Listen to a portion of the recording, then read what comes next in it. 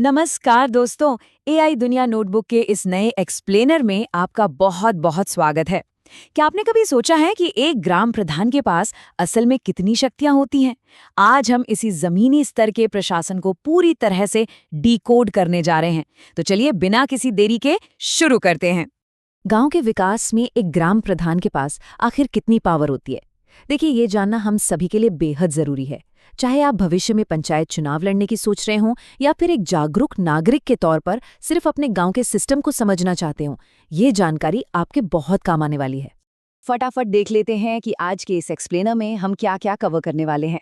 पहले हम समझेंगे ग्राम प्रधान कौन होता है, फिर उनके मुख्य विकास कार्य, सरकारी योजनाओं का संचालन, उनके वित्तीय अधिकार और आखिर में बात करेंगे उन सख्त सीमाओं की जो उनके अधिकारों को कंट्रोल करती हैं। तो आइए सीधे चलते हैं हमारे पहले सवाल पर। ग्राम प्रधान आखिर होता कौन है? देखिए, ग्राम प्रधान गांव की पंचायत का सीधा चुना हुआ मुखिया होता है, कोई अपॉइंटेड अधिकारी नहीं, बल्कि वो इंसान जिसे गांव के लोग खुद अपना वोट देकर चुनते हैं। ये पद गांव के विकास, वहां के रोजमर्रा के प्रशासन और सरकारी योजनाओं को जमीन पर उतारने की सबसे अहम कड़ी है। सच कहूं तो गांव के स्तर पर इससे ज्यादा महत्वपूर्ण जनप्रतिनिधि कोई और नहीं होता। चलिए अब आते हैं दूसरे अहम हिस्से पर, यानी ग्राम प्रधान के मुख्य काम और गांव के विकास कार्य। अगर हम बुनियादी ढांचे या इंफ्रास्ट्रक्चर की बात करें तो प्रधान की जिम्मेदारी काफी बड़ी होती है। गांव में नई सड़कें बनवाना, जल निकासी के लिए नालियां बनवाना, कच्चे रास्तों पर खड़ंजा या इंटरलॉकिंग बिछाना और जरूरत पड़ने पर पुलिया का निर्माण करवाना, ये सारे के सारे फिजिकल डेवलपमेंट वाले काम सीधे ग्राम प्रधान की ही देखरेख में आते हैं। इसके अलावा साफ सफाई और पानी की व्यवस्था भी तो रोज की जरूरत है ना? गांव की नियमित सफाई, कूड़े का सही मैनेजमेंट और स्वच्छ भारत मिशन के तहत सार्वजनिक शौचालय बनवाना भी इन्हीं के जिम्मे हैं। और हाँ, सबसे जरूरी बात, पीने का साफ पानी। नए हैंडपंप लगवाना, पानी की टंकियां बनवाना और अगर कोई हैंडपंप खराब हो जाए तो उसे तुरंत ठीक करवाना भी प्रधान का ही काम है। बुनियादी ढांचे और सुरक्षा से जुड़ा एक और बहुत ही महत्वपूर्ण पहलू है रोशनी। रात के अंधेरे में गांव कैसा दिखेगा? इसलिए गांव की गलियों में सोलर या बिजली की स्ट्रीट लाइटें लगवाना और खराब लाइटों को तुरंत ठीक करवाना भी ग्राम प्रधान का ही काम है, ताकि पूरे गांव में एक सुरक्षित माहौल बना रहे। इन सब निर्माण कार्यों के बाद अब बात करते हैं तीसरे सेक्शन की, सरकारी योजनाओं का संचालन। ये वो हिस्सा है जहां प्रधान राज्य और केंद्र सरकार की बड़ी योजनाओं को सीधे आप तक पहुंचाता है। आप इसे ऐसे समझ सकते हैं कि प्रधान इन सभी सरकारी योजनाओं का एक तरह से डिलीवरी मैनेजर होता है। प्रधानमंत्री आवास योजना के जरिए गरीबों को पक्के घर दिलाना, मनरेगा के तहत गांव में ही रोजगार देना और वृद्धावस्था या विधवा पेंशन को सही लोगों तक पहुंचाना।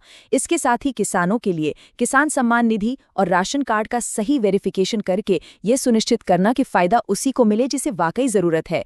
ये सब प्रधान के जरिए ही होता है। अब इतने सारे काम और इतनी बड़ी योजनाएं बिना सही प्रशासन और पैसे के तो चल नहीं सकती। तो चलिए अब हम अपने चौथे खंड की ओर बढ़ते हैं, प्रमुख कर्तव्य और प्रशासनिक शक्तियां। प्रशासनिक कार्यों की बात करें तो सिर्फ निर्माण ही सब कुछ नहीं है।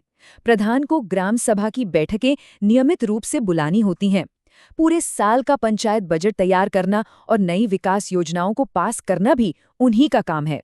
और एक दिलचस्प बात, गांव में आपसी भाईचारा बना रहे, इसके लिए छोटे मोटे शुरुआती विवादों को पंचायत के स्तर पर सुलझाने की जिम्मेदारी भी अक्सर ग्राम प्रधान ही निभाते हैं।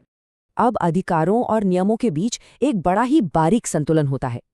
एक तरफ प्रधान के पास पंचायत फंड का इस्तेमाल करने और योजनाओं पर पैसा खर्च करने का पूरा अधिकार है, लेकिन रुकिए, ये खर्च मनमाने ढंग से बिल्कुल नहीं हो सकता। हर एक वित्तीय प्रक्रिया में पंचायत सचिव के साथ तालमेल बिठाना होता है और सरकारी नियमों का सख्ती से पालन करना एकदम अनिवार्य है। कहते हैं ना, पावर के साथ बड़ी जिम्मेदारी भी आती है। गांव के विकास पर लगातार नजर रखना, हर काम में पूरी ट्रांसपेरेंसी बनाए रखना और भ्रष्टाचार को जड़ से खत्म करना प्रधान की सबसे बड़ी जिम्मेदारी है। प्रधान सीधे तौर पर ग्राम सभा के प्रति जवाबदेह है। उसे गांव वालों को हर काम का हिसाब देना होता है और सभी वर्गों के हितों का ध्यान रखना होता है। तो शक्तियों और जिम्मेदारियों को समझने के बाद अब हम इस एक्सप्लेनेटर के सबसे अहम हिस्से पर आते हैं, वो सख्त सीमाएं जो ये तय करती हैं कि एक ग्राम प्रधान क्या बिल्कुल नहीं कर सकता। ध्यान से सुनिएगा, ये सबसे जरूरी पॉइंट है। प्रधान पंचायत के पैसे का इस्तेमाल अपने किसी भी पर्सनल काम के लिए नहीं कर सकता, कोई चांस ही नहीं है।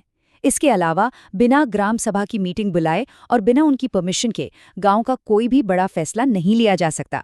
अगर कोई नियमों को तोड़ता है तो उसके खिलाफ सीधी शिकायत और बहुत कड़ी अनुशासनात्मक कार्रवाई हो सकती है। किसी ने बहुत सही कहा है, एक अच्छा ग्राम प्रधान अपने गांव की तस्वीर बदल सकता है। ये सिर्फ कहने की बात नहीं है, बल्कि एक सच्चाई है। सही लीडरशिप और ईमानदारी से किए गए काम पूरे समुदाय का भविष्य संवार सकते हैं। तो कुल मिलाकर बात ये है कि ये जानकारी सिर्फ कागजी नहीं है। इन अधिकारों और सीमाओं को समझना हमें पावरफुल बनाता है। इसी जानकारी से आम नागरिक अपने नेताओं से सवाल पूछ सकते हैं, और अगर आप खुद चुनाव लड़ने की सोच रहे हैं तो आप पहले से ही इस भारी जिम्मेदारी के लिए खुद को तैयार कर सकते हैं। तो अब अंत में मैं आपके लिए एक बड़ा सवाल छोड़कर जा रहा हूँ। इस इतनी बड़ी जिम्मेदारी को जानने के बाद आपको क्या लगता है, आपका अगला ग्राम प्रधान आपके गांव का भविष्य कैसे तय करेगा? सोचिएगा जरूर।